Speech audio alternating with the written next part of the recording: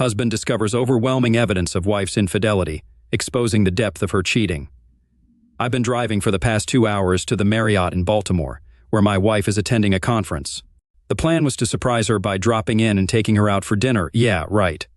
Over the last 3 months, I've had suspicions that my wife, Megan, might be having an affair with a coworker. Every time she went on a business trip, training session, or conference, it seemed she was getting back later than expected. Tonight, I aim to catch her in the act and bring it all to an end. Megan and I have been married for 14 years, with 2 beautiful children, 12-year-old Sarah and 10-year-old Todd, currently staying with my mother. We got married right out of high school after dating during the last 2 years. Megan, with her long brown hair, slender figure, and strong facial features, was always bright and cheerful. Until about 3 months ago, I thought we had a strong marriage, but little things made me uneasy. I hesitated to confront her, fearing I'd appear paranoid or jealous. The conference that day was conveniently close, giving me the chance to drop in unexpectedly and potentially catch her in the act.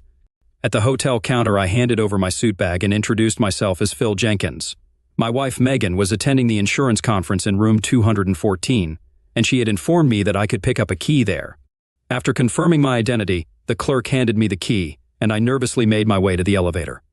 Questions raced through my mind about what to do when I caught her, how to approach the situation, whether to knock or walk in, and if she would be alone with the safety latch on. As I walked down the hall, I decided to use the key to open the door and see what happened next. Trying to be quiet, I unlocked the door, swung it open, and found Megan at a desk with her briefcase open, doing paperwork. She turned around with a gasp and expressed surprise at my unexpected presence. I explained that I had some spare time and thought I would drop in to take her to supper.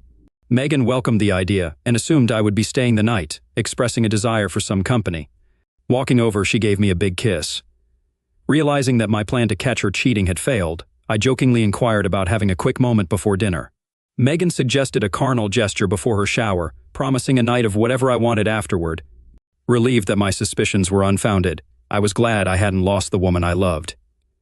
We shared a brief carnal session, and with a big grin, Megan headed into the bathroom for her shower. I gathered myself and took a seat on the bed. Megan's toiletry case sat on the dresser, prompting me to check for aspirin to alleviate my driving-induced headache. No pills were found, but in the side pocket, something odd caught my eye. Slowly, I retrieved a pack of 6 contraceptives from the case. Holding them in my hand as I sat on the bed, I recalled that after Todd's birth, Megan switched to birth control pills that made her nauseous, leading to my vasectomy. Since then, we had abandoned contraception, enjoying the freedom from contraceptives or pills. Now the question arose, why were these contraceptives in her toiletry case? I'm not foolish. Swiftly concluding that my wonderful wife was indeed cheating, I felt uncertain about what to do next. Rummaging through her case, I found safety pins kept for clothing emergencies. Taking one, I carefully punctured a hole through the middle of each contraceptive, replacing them as I found them. While Megan was still in the shower, I contacted a friend at home. I informed Freddie that I needed him to do a favor for me, and he agreed without hesitation. I asked him to wait about an hour and then call me on my cell, explaining that a pipe had burst at the school and I needed to return urgently. I assured him that he just needed to make the call, as I would handle the rest. Freddie acknowledged the plan and promised to call around 7. Deciding I didn't want to spend the night with my wife, I regretted our previous actions and wished to avoid further complications. I would ponder on the drive home, aware that I had to take some action, though uncertain about what. As Megan emerged from the shower, I struggled to restrain myself from confronting her, burning up inside with a desire to retaliate against the woman who was my wife. I'm not a violent man, usually keeping my temper in check. I realized it was better not to let her know about my awareness of her infidelity. By the time we reached the dining room, I was thoroughly depressed. I suggested that Megan could order anything she wanted, as it was on me. She responded that she wasn't very hungry and decided on a small filet, suggesting a bottle of rose to go with it. After placing the order, I couldn't resist probing a bit. I asked Megan if she was happy with our marriage, to which she replied affirmatively. She mentioned having a nice home, 2 great kids, and a husband who loves her, expressing that she couldn't ask for more. I shared my occasional doubts about whether I was doing everything to keep her happy, expressing my feelings of luck to have such a fabulous wife and how I had to pinch myself to believe it was real.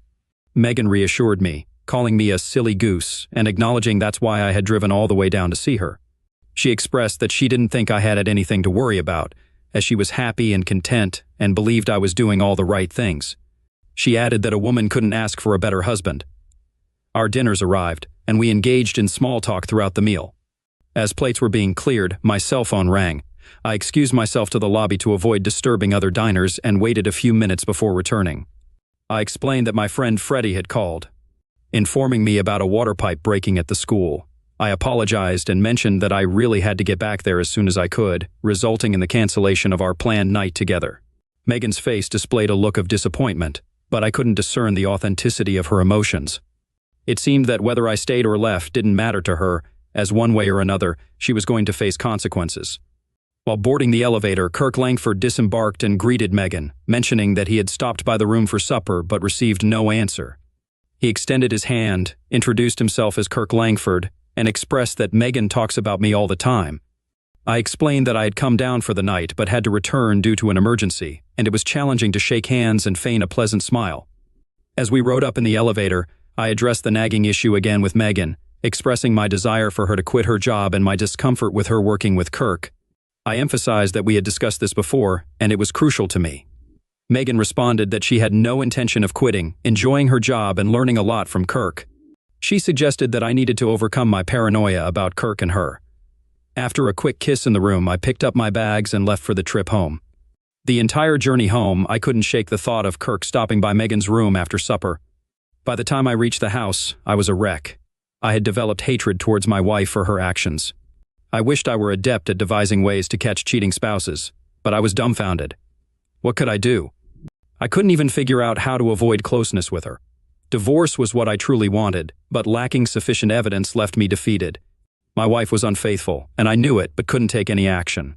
Unwilling to endure it, I sought help.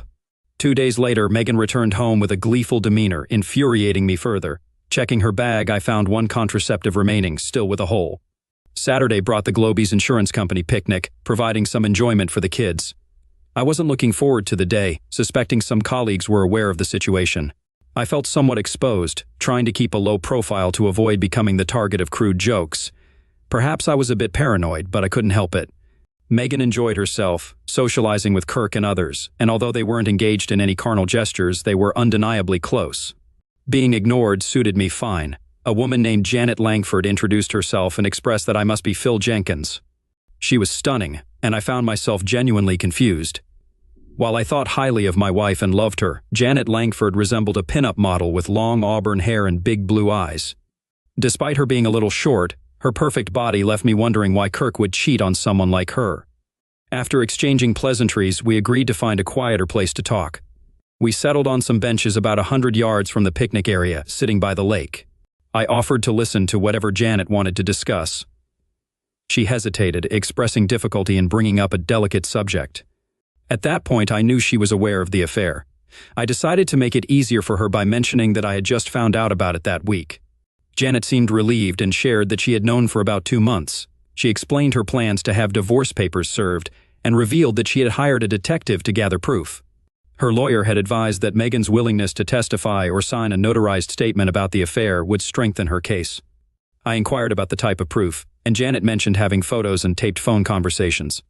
Although she didn't have videos yet, she believed the photos were compelling. She also had times and dates that could be used as evidence. Janet expressed her willingness to work on it and asked if my lawyer could help her with the same divorce papers, using some of the evidence I had. She emphasized her lack of proof and mentioned her appreciation for any assistance I could provide. I'm also taking legal action against Globies. I possess statements confirming that specific management-level company officials were aware of the affair and took no action to stop it. They face a choice: terminate both individuals involved or confront a $1 million lawsuit. Impressive, right? Kirk is playing golf tomorrow morning. Can you come over to the house around mid-morning? You should be gone until late afternoon. I can show you what I have and we can figure out if there is anything we can do. I reside at 26 Hemlock Avenue in Crestmont. Okay, it's a plan. Not really a date, but you know what I mean. We both chuckled a little. I felt at ease with her. We walked back up to the picnic area, and no one noticed our absence. I felt much better about things. Maybe this whole mess could be resolved. I sure hope so. As expected, the next morning, Megan informed me she had some shopping to do and would be gone for a couple of hours. After she left, I dropped the kids off at my mom's and headed to Crestmont. Janet greeted me at the door, and we entered the den. A nice leather couch adorned the room, and on the table in front of it was a large computer monitor displaying an image of an empty motel room. She gestured for me to sit down and offered beer, soda, or wine. I chose regular soda, specifically Pepsi. I asked Janet to share what was going on. Janet explained that in a few minutes we would be watching her husband play a round of golf, live and in full color. She anticipated that I might recognize the caddy accompanying Kirk. When I questioned how she arranged this, Janet disclosed that it cost her $1,400 to set everything up, and Kirk would cover the expenses. She expected the session to last about 2 hours, so she encouraged me to get comfortable. She mentioned having popcorn and nachos and added that she would obtain a DVD of the entire session, gladly providing me with a copy. While she admitted not wanting to see the events unfold, she also expressed that she wouldn't miss it for the world, declaring, "Let the show begin." We engaged in small talk for about 20 minutes, during which Janet shared the information she had collected about the affair, including photos, tapes, and documents. The details she provided left me both amazed and crushed, confirming Megan's actions. Surprisingly, Janet revealed having 3 large koi ponds in the backyard. I expressed interest in bringing the children over to see them, and she seemed pleased. Just then, the monitor showed activity, and as predicted by Janet, Kirk and Megan entered the room, immediately undressing without engaging in small talk or foreplay. The video was clear, though the sound was a bit garbled. I felt uneasy watching my wife and her husband engaging in carnal activities with a stranger on the couch. Janet remarked, "Wow, you don't see a body like that very often." I managed to smile but didn't know how to respond. In fact, watching my wife in that situation left me speechless. The experience became increasingly uncomfortable. I finally addressed Janet, expressing my discomfort and asking if we had to watch all of it. I assumed she wasn't interested in continuing to watch either. Janet confirmed that she wasn't really interested, and we decided to discontinue the viewing. To be honest, witnessing my wife engage in carnal activities with another man is somewhat unpleasant, and I feel a bit uneasy watching it with you beside me. However, the entire event is being recorded, which is all we need for the lawyers, and we don't necessarily have to watch it. I can't say I derive any enjoyment from it, and the plot seems quite predictable. Are you planning to head home or something? Well, actually, I was hoping you could show me your koi ponds. I think that would be much more interesting than 2 hours of huffing and puffing. Her eyes lit up, simply because I had shown an interest in her hobby. As we walked to the back of the house, Megan reached her first climax, and I couldn't help but think I was going to have a more enjoyable afternoon than my wife. The 3 fish ponds were fantastic, and I was particularly intrigued by the pumping and filter systems, given my background as a plumber before working at the school. Kirk didn't assist her with her hobby at all, and she had to hire people for pipe or pump work. I offered to help her anytime Kirk was playing golf. Not with any romantic intentions, but simply to learn more about the koi ponds. Spending time with her was an added bonus. After a few quickly passing hours, we returned to the house. The motel room was empty, signaling it was time for me to go home. Janet promised to call when Kirk had another golf game so I could visit with Sarah and Todd. The next few weeks were challenging.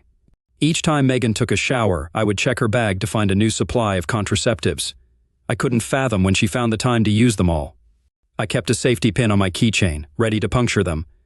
Any day now, I anticipated Megan might have to make a surprise visit to her sister. On evenings following Kirk's golf games, the kids would excitedly recount their visit to the koi lady, showing Megan pictures of the fish they drew and sharing the names they gave them. She never connected Kirk's wife to the koi lady and seemed relieved that I could keep the kids occupied while she was otherwise engaged. I made 2 more attempts to persuade her to quit her job and end the involvement with Kirk. Both times I received the same rejection, with the second one being particularly unpleasant. I also started making excuses to avoid closeness with her, and she responded with digs about my masculinity. It stung a bit, but it made everything I was doing easier to justify. Finally, on a Tuesday night, she dropped a bombshell. Expressing that she had been feeling really stressed lately, Megan suggested taking a few days off from work to visit her sister for about a week. She acknowledged my efforts with overtime and late nights and thought it would be a good idea for me to relax while she was away. Megan believed that a trip to my sister's would be much better than spending a year with a shrink. She encouraged me to have a good time, assuring that she would take care of everything. Megan was glad that I understood the necessity of the extra work for the good of the family, but expressed a concern that she might have overdone it. I struggled to sleep that night, preoccupied with the tasks awaiting me the next day. I was relieved that the moment had finally come. Megan's sister Nancy and her husband Brad lived about 3 hours away. Brad, while an okay guy, could be a real idiot, especially when Nancy called the shots. Interestingly, their town had 2 termination clinics, and I had gathered the names, addresses, and operating hours for both. I even familiarized myself with the terms of agreement required for services at each clinic, noting the 2-day cooling-off period they both mandated. Assuming Megan's first appointment was on Wednesday, the earliest she could schedule the procedure was Friday, giving her a few recovery days before returning home. This provided me with a day and a half to finalize my plans, which seemed manageable. After Megan embarked on her rest and recuperation trip, I began making preparations. I had to explain the situation to my parents, acknowledging my failure as a husband. They understood and offered their support. The kids enjoyed their time with my parents, and Dad's truck would be useful for moving Megan's belongings. The lawyer would have all the necessary paperwork ready for me on Thursday morning. Janet's paperwork was also prepared, and she planned to serve Kirk simultaneously with my serving Megan. The only internal struggle I faced was whether to give Megan one last chance to make amends, though I held little hope. Dad and I spent the rest of the day packing Megan's things. On Thursday morning, after a 3-hour drive, I reached the first clinic, only to face disappointment. This left me with one more option, the Family Planning Center.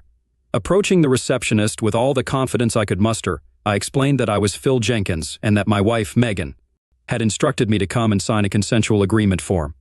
When the receptionist inquired about the form specifics, I admitted not knowing the exact name but mentioned that it was a form stating I understood everything, agreed with it, and wouldn't pursue legal action. The receptionist confirmed Megan's identity and mentioned that her sister had signed for her, but my signature would be better. She checked the computer for a few seconds, then retrieved the file. I seized the opportunity and signed the form just below Nancy's signature, noticing that the procedure was scheduled for Friday morning at 11:00 a.m., with the requirement to be there an hour early. I inquired about any remaining payments. I took out my checkbook and placed it on the counter. The receptionist assured me that Megan had already paid the full amount of $800 in cash, and there was nothing else due at that time. I expressed my gratitude for her help and mentioned that it made the process a lot easier.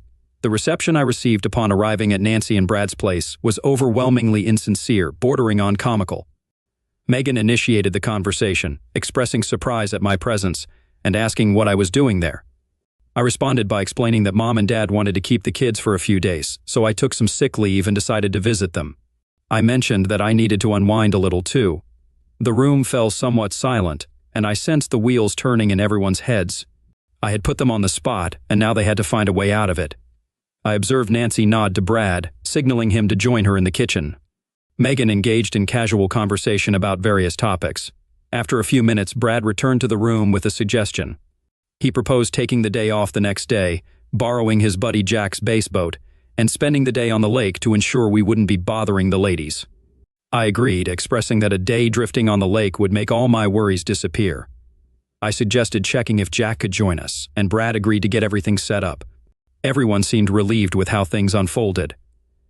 We had an uneventful dinner and spent the rest of the evening chatting about various topics.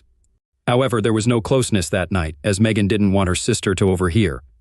Early the next morning, Jack was waiting with the boat, and Brad prepared lunch while stocking the cooler with beer. We engaged in conversation while loading the truck and the boat. Brad asked if I was getting into the truck as I stood by the passenger's door. I informed him that I had decided not to go and suggested that he make the most of the day because facing Nancy for the next few hours wouldn't be pleasant. Brad spent about 5 minutes trying to persuade me to go until I had to get firm. After a couple of well-placed swear words and some physical threats, Jack and Brad took off. I went inside, poured myself coffee, and turned off Nancy's cell phone. Then I called my dad, who was always up early. We chatted for about 2 hours, ignoring the constant call-waiting tones. Brad must have tried reaching Nancy for hours. As Nancy and Megan got up, I said goodbye to my father and braced for the impending confrontation. I cleared the missed calls on the landline and turned Nancy's cell phone back on. In less than 2 hours, Megan and Nancy needed to be at the Family Planning Center in about 5 minutes. I would face 2 furious women. I finished the first pot of coffee, so I brewed a new one for my wife and her sister. Megan exclaimed, questioning why I was there. I explained that I wasn't in the mood for fishing, so I decided to stick around with them for the day. I suggested finding a nice place for lunch together, mentioning that I had to leave that night and didn't want to spend the day with Brad and Jack on a boat. Megan rejected the idea, stating that she and Nancy had plans for the day and preferred to go by themselves. She emphasized that she could go out with me anytime, but she only got to see Nancy a couple of times a year. Additionally, she pointed out that I would be there all week. I tried to convince Megan, expressing that she could spare me at least half a day since I had driven all the way down there. I suggested she could have the rest of the week for her sisterly activities. Nancy left the room, dialing a number on her cell phone. Megan sat in a chair, appearing defeated as if pounded by a truck. We could hear Nancy screaming at Brad over the phone as if he had committed the crime of the century. I felt sorry for the guy, but he married her. Megan expressed that she and Nancy didn't want me tagging along for the day, emphasizing that they had their plans set and it didn't include me. I agreed to hear their plans for the day and decide whether I was interested or would find something else to occupy my time. I expressed my confusion about the situation since they had the entire week and I only had that day. I jokingly asked if they were meeting some guys. Megan clarified that they weren't meeting any guys, but planned to do some shopping for carnal items like bras, underwear, and hot nightgowns. She explained that these were items they didn't want guys around gawking at while they were trying them on. I suggested that most of those shops were in the mall and I could keep myself busy doing other things while they used the dressing rooms. I offered to tag along and stay out of their way, assuring them that they wouldn't have to worry about entertaining me during lunch. I promised to take them to someplace fancy to make up for the trouble I caused. At that moment, Nancy stood in the doorway, glaring at me without saying a word. Megan could see that she wasn't going to be able to reason with me and seemed ready to give up. Both were still in their housecoats, and eventually, Megan stood up. Megan stated that she had to go get dressed and left the room. Nancy, looking at me, called me a real bonehead before following Megan upstairs. About 20 minutes later, the light on the landline phone illuminated, indicating someone upstairs was making a call. The clock was ticking, and they had an hour to get to the center. I considered my next move if they tried to leave without me, planning to follow them and make sure they knew it. However, I didn't believe they would attempt that. After 20 minutes, both of them came down the stairs. Megan informed me that it was time to go shopping, adding a bit of an attitude. Surprisingly, it was a bit easier than I thought it would be. I speculated that the upstairs phone call was likely to the family planning center, possibly to reschedule the appointment. Since I said I was leaving that night, they probably figured the best way around. The problem was to just wait until I left. I wasn't trying to stop Megan from getting the termination, but I wanted to make it more difficult for her. I insisted on taking my car because I wanted to drive. I didn't want them ditching me somewhere a few miles from the house. I pulled into a service station. I filled up the gas tank, checked the oil and water, and cleaned the windshield. It was the most time I ever spent servicing my car. They both just sat, fuming. When we arrived at the mall, I parked far out so we'd have a good walk. Once we were in the mall, I pretty much left them alone. I kept an eye on them but really could care less about what they were doing or buying. They didn't seem to be having any fun. They spent most of the time talking to each other and making gestures. They bought a few things just to show me they had been shopping. I tried to stay hidden but still keep them in sight. There was definitely some serious discussion going on. The time for the appointment passed. I had succeeded in delaying the inevitable. I knew she was still going to get the procedure, so I had no intention of interfering any further. Shortly after noon, they came back to the center court of the mall where I said I would meet them. We went to the Olive Garden for lunch and got back to the house around 2 p.m. There wasn't much conversation during lunch or on the drive home. I was smiling to myself the whole time. I knew these two were upset with me right now, and I didn't care. What a wonderful feeling. I grabbed a beer and relaxed on the sofa. Brad finally arrived, and for about 30 minutes, Nancy verbally berated him. He managed to slip out and disappeared for a couple of hours, returning by supper time. After the girls finished cleaning up, I requested a private conversation with Megan in the kitchen. Nancy sneered, and they both went into the living room. Megan remained upset due to the earlier events, and I sensed she wouldn't be easy to deal with. I got straight to the point, expressing my desire for her to quit her job and stop seeing Kirk Langford. Her teeth clenched tightly, and she struggled to refrain from hitting me. She insisted that she didn't want to hear that again, expressing her frustration with me bringing it up repeatedly. Megan refused to waste her time answering me, stating that I already knew the answer and it wouldn't change. She gave me the ultimatum to either change the topic or leave. I reached into the manila envelope by the chair and pulled out a legal-sized envelope. I explained that I had asked her at least 10 times in the last 2 months, and each time she refused. I presented the divorce papers, suggesting she sign them and mail them in. I mentioned that there was a self-addressed stamped envelope included, and if she wanted a lawyer to look them over, she was welcome to do so. She glared at me and leaned across the table, expressing frustration. She stated that I couldn't divorce her just because she wouldn't quit her job or have the friends I wanted her to have. Megan insisted that for a divorce, there needed to be grounds, and I didn't have any. She suggested it was time for me to go home and get my act together. She emphasized that she was my wife and had no intention of giving up her home and family just because I didn't like where she worked. I responded by reaching into my manila envelope and bringing out a stack of photos. I placed 6 pictures of Megan with Kirk on the table and asked if she had lovemaking with him. There was no answer. As I placed another 6 pictures of them in various positions on the table, she started screaming at me, urging me to stop. I acknowledged her reaction, understanding that she perceived my actions as spying. She criticized me, calling me a sneaky person and expressing disdain for my approach. She questioned why I didn't address the situation directly and accused me of behaving like a pervert, stating that my complaining made her sick.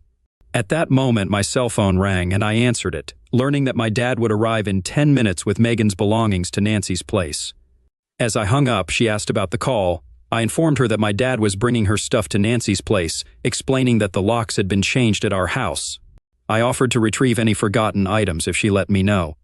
She remained silent as I handed her the title to her car, mentioning that I had signed it over to her. In an envelope, I included half of the money from our bank accounts, approximately $200. I outlined arrangements for her to have visitation rights with the kids once a week, with the possibility of an overnight stay monthly if she made a statement attesting to the affair and had it notarized. I added that I had a DVD from the May 10th visit she and Kirk made to the Scandia Motel, which was 2 hours long and captured everything depicted in the pictures. As I collected the photos, I clarified that I hadn't taken any of these. I wasn't concerned about her activities, I just didn't appreciate being deceived. Lastly, I'd like you to have this keepsake from our love. I removed the safety pin from my keychain and slid it across the table. I revealed the pin to Megan, explaining that I had used it to poke holes in all of our contraceptives for the past 2 months. I mentioned that she had used 48 rubbers in the last 2 weeks alone, and Kirk had been more fortunate than I ever dreamed of being. She responded with anger, calling me a miserable weasel and deeming my actions the most despicable thing she had ever heard of. I retorted, stating that the most despicable thing was having an affair with someone outside of our marriage. I acknowledged that I might be considered a fool, but she was a cheating partner. I informed her that I had to run, as my dad had just pulled up in the driveway. I noted that she never apologized or expressed remorse for her actions. As I left, I told her goodbye and wished her well with her termination on Monday. She finally started crying as I left the room. Nancy rushed in to comfort her, and Brad followed me out to the front porch. Brad questioned my actions, stating that I couldn't throw away a 14-year marriage over a misunderstanding. I challenged him, asking why my wife had come down to visit him and Nancy. Brad looked down at his feet for a few seconds, seemingly thinking. Eventually, he apologized and offered to help me unload the truck. We finished unloading in about 10 minutes while Megan continued crying in the kitchen. I didn't know what she was crying about, and frankly, I didn't care. Kirk and Megan were both fired from Globies the next week. Megan refused to sign an affidavit, but the lawyer said he had a strong enough case without it. I didn't hear from my loving wife at all after that night. She did not come to see the children. They didn't seem to mind because they were forming a good bond with Janet. We spent a lot of time together as a family. Mostly, there was no lovemaking or even talk of it. We were not going to do anything that might jeopardize the divorces. The kids and I were learning a lot about Koi, having a great time doing it. At last, after 4 months, both divorces were final. Megan never fought hers, but Kirk went down kicking and screaming. He lost the house, all the investments, and ended up having to pay a large monthly alimony payment. A few days before Christmas, Megan came to the house with presents for the kids. I was polite and didn't do anything to ruin the holiday spirit. She stayed for about 2 hours, and then left as quietly as she came. Nothing was said between us about the divorce or the affair. I put the house up for sale, and 2 months later we moved in with Janet. Kirk took a job in Omaha and Megan went with him. 4 months later, Kirk disappeared and didn't tell her where he was going. Megan moved back in with Nancy after Brad left for a job on the Alaskan pipeline. 2 months later, Nancy received divorce papers in the mail. The two sisters are good company for each other. Janet and I are comfortable with each other. She adores the kids, and they feel the same way about her. We are planning on getting married in June and spend every moment we can practicing for the honeymoon. Second story, we needed to have a serious conversation, no doubt about that. As I looked up at the woman who had been my wife for more than 2 decades, it was evident that the last few years had changed the dynamics between us. "It's over," she said, her voice strained, almost choking on the words. "Mike and I are no longer together." I nodded, offering my condolences as she stood there, hands nervously twisting together. She went on to share that nearly 3 years had passed since she promised that things would return to normal. I gently probed for the reasons behind the breakup. Gwen, avoiding eye contact, mentioned my growing unhappiness over the past few months. Familiarity had set in, and the magic spark had vanished. The situation struck a familiar chord. I couldn't help but recall a conversation from over 2 years ago when Gwen had dropped the bombshell about our love-making life becoming mundane and her taking a lover. A younger, more vigorous man. She made it clear that she intended to continue the affair, leaving me with an ultimatum: accept it or risk losing her, our home, our kids, and my job working for her father. To top it off, she even threatened me with domestic abuse charges. The memories flooded back, and the déjà vu was unsettling. Gwen reminded me that she had previously mentioned that the situation wouldn't last forever. She thanked me for my patience and understanding during that time. I responded with a nonchalant shrug, not offering much to the conversation. She continued outlining her plans for our future. She suggested that we could return to normal and I could move back into our bedroom whenever I wanted. She even proposed doing so right away, citing her emotional distress over Mike ending their relationship abruptly. Curious about Mike's actions, I inquired about what he had said. Gwen, sobbing, revealed that he had criticized her for aging, stating that she had gained too much weight. He expressed dissatisfaction with being seen with her and mentioned wanting someone younger in his life.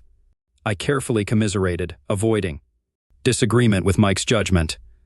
I expressed reluctance to sleep in our bed again, considering the numerous times it had been used by Gwen and Mike. Gwen insisted that she never had Mike over when I was at home, referring to the times I was at work or away on business in France. She suggested getting rid of the old bed and buying a new one. The next day, I sarcastically mentioned that a new bed might be nice, and an awkward silence ensued. Eventually, Gwen enthusiastically promised to make it up to me, acknowledging that we hadn't been intimate for over 2 years. She assured me that things could easily return to how they used to be. I questioned if it could truly be the same, and Gwen, gaining confidence, affirmed that it could. She expressed optimism about us getting back to how things used to be. I questioned whether we could pick up from where we left off, considering the embarrassment I faced in front of our family and friends. I mentioned how I stopped going to the village pub to avoid seeing my friends, knowing that Gwen and Mike frequented it. Gwen apologized, acknowledging that her actions may have been thoughtless. She justified her behavior by stating that everyone knew about her affair with Mike. She hinted that my comparisons of Mike's prowess in bed to mine contributed to the situation. I reminded her of the hurtful comments relayed to me by their friends. She insisted that Mike wasn't better but just different and more exciting than our lovemaking life had become. Despite my understanding, I expressed reluctance to easily return to our bedroom, citing the damage to my male ego. Gwen suggested a weekend trip to Brighton, staying at a familiar hotel and driving my classic Jaguar XK 140. I commented on the difficulty of returning to our old carnal routine. I shocked her by revealing that I had sold the Jaguar a year ago, highlighting how little attention she had paid to my life. She was taken aback, expressing disbelief that I had sold the beloved car I had spent hours renovating. I informed her that we couldn't buy it back, and she suggested using money from the company or her trust to get another one. I declined, emphasizing that it wasn't for sale and questioning where the money would come from. I informed Gwen that she had signed away the trust money 5 months ago, explaining that the funds were used for our children's house deposits. She seemed surprised and asked if that was where the money came from. I responded, stating that I did inform her, including my decision to sell the Jaguar. I mentioned that she was preoccupied with her affair and the microphone during that time. Gwen inquired about the family company's financial status, and I confirmed that the company was fine but no longer owned by us. She seemed oblivious to the recent paperwork finalizing the deal. Desperate to understand our financial situation, Gwen asked about the sale of the business and whether we were still rich. I let her stew for a while, allowing her to reflect on the changes that occurred while she was engrossed in her affair with Mike. I then revealed that her share from the sale of the business would just about cover the mortgage on the house. Confused, she asked about the mortgage, indicating her detachment from financial matters. I clarified that I had spent my half on a 45 FT sailing yacht, as I had taken early retirement and planned to spend my days sailing the seas. Gwen expressed her dismay, stating her hatred for boats and the sea. I acknowledged her feelings but emphasized that there was no room for her on the boat anyway. She demanded an explanation, wondering why there wasn't enough room for her on such a large boat, seemingly reconsidering her dislike for the sea. I explained to Gwen that the sailboat was designed for just 2 people, including the deckhand I had hired recently. Despite this, she insisted that she could still accompany me, suggesting exploring the Mediterranean or sailing to the south of France, reminiscing about the enjoyable time she had there with Mike last year. I interjected, mentioning that there was only one cabin on the boat, more or less true. She loudly repeated her surprise about the single cabin and questioned the whereabouts of the deckhand. I revealed that the deckhand was a woman who had been sleeping with me for some time. Upon learning that the deckhand, Giselle, was a 28-year-old French blonde skilled in boat knowledge, cooking, and passionate in carnal matters, Gwen burst into tears. The next day, I left for France to join my boat and Giselle, leaving Gwen still sobbing. It took some time, but my plan was coming to fruition. I hadn't informed Gwen about the 6-bedroom villa I had purchased nearby with the money I had saved before selling the company. I looked forward to enjoying the pool and playful moments with Susie, who had a penchant for not wearing the top half of her bikini. I also anticipated the joy of opening the garage doors, where my old Jaguar XK140 had been sitting alone for too long. It would soon be taking Giselle and me to a familiar French restaurant down the coast. As for Mike, he experienced misfortune when he was mugged outside his favorite bar, suffering injuries including 5 broken ribs, busted kneecaps, and the loss of his purse and one of his testicles. It seemed the tables had turned, marking the end of his happy days.